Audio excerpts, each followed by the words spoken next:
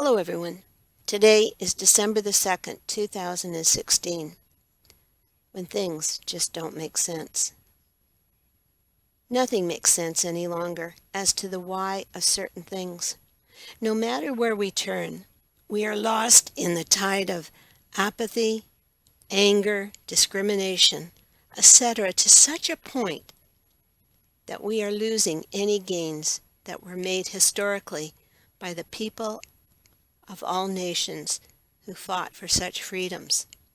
Hate's on the rise, and it affects all age categories, sometimes depending on the national statistics. Are the statistics real? Who knows? We wake up daily struggling to get to our jobs and meet up with increasing harassment and job losses to such an extent that the national averages do not even justify accurately the trend we are going. No, nothing makes sense anymore. Our bodies desire sleep, but we twist and turn or wake up at a precise hour daily in the early morning, increasingly aware that we are not functioning optimally. We are robots going through the motions of living, and we don't know what our next move is. We're lost in the maze, even when we use logic against the tide of hypocrisy. We are deemed terrorists. What can we do?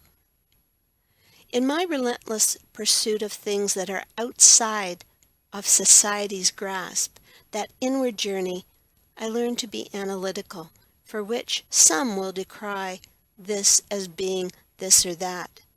But it has taught me one more thing that I did not know yesterday, because I was not born into this world of unchecked, unreal situations that fall at my door, fall at my feet as I traverse this new world of perverted actions by people I don't even know.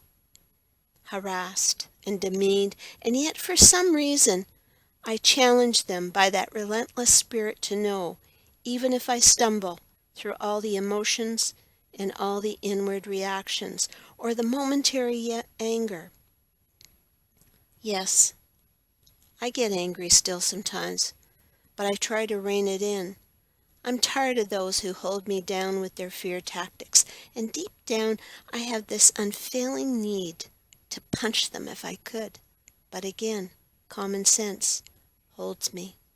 We try to talk about our experiences, but our voices are not yet trained to please the masses, so it gets lost in the social media and its controllers and trolls roaming, searching, commenting in their ridiculous language and handouts of so-called wisdom. What is their wisdom? Is it led by something higher, or is it grounded in egotism and filth of their perversions? Their voice destroys the world, these clowns and addicts of social media, porn culture, hate group mentality, and it goes on and on. Yet we get caught in this web, and we moan from the pain of its infliction on our spirit. We get concerned about opinions, take down our videos when someone flags it, and yet others remain with its hate and propaganda, with all its information broadcasting people's lives.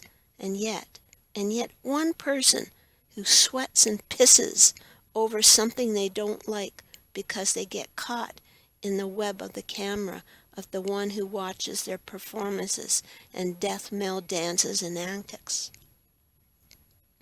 This is the reality of life. But what is your reality? How do you think? How do you cope? Do you go deeper beyond the social norms, trying to find the answers, trying to go into the heart of who you are? Are you still dancing to the tunes of the clowns out there? If you are, then they've got you. We give away our secrets and our dreams to them, and then we wonder why it's being spread around for disinformation campaigns. It's time to take back your power, and there are no recipes, It's just a willingness at first to make changes, no matter how hard it is, no matter what the decriers say to you. They are the masses of the blind leading the blind. They think their power of destruction of lies is the way, but they rely on others to feed them and empower them. But that is the biggest lie going.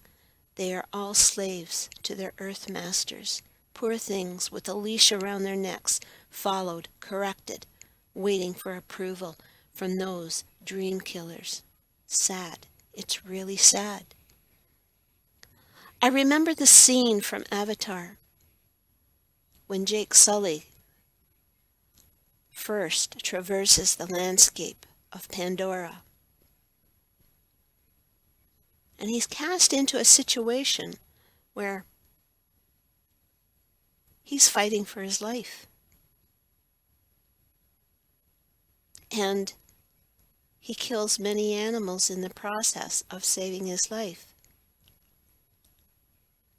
And along comes Natiri, a hunter, but also a spiritual person in the depths of Ewa, the soul of Pandora, the soul of many who have passed on.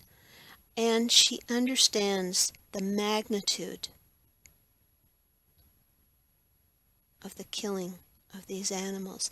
You see, these animals instinctively will fight for their lives, or they'll instinctively go after prey.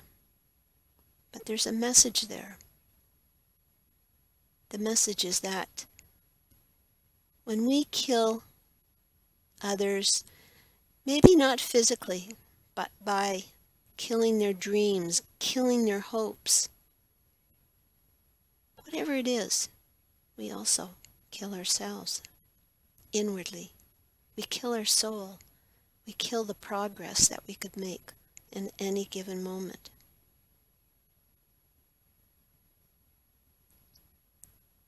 It's a very sobering thought to really think deeply, to really think, what is the magnitude of what is happening?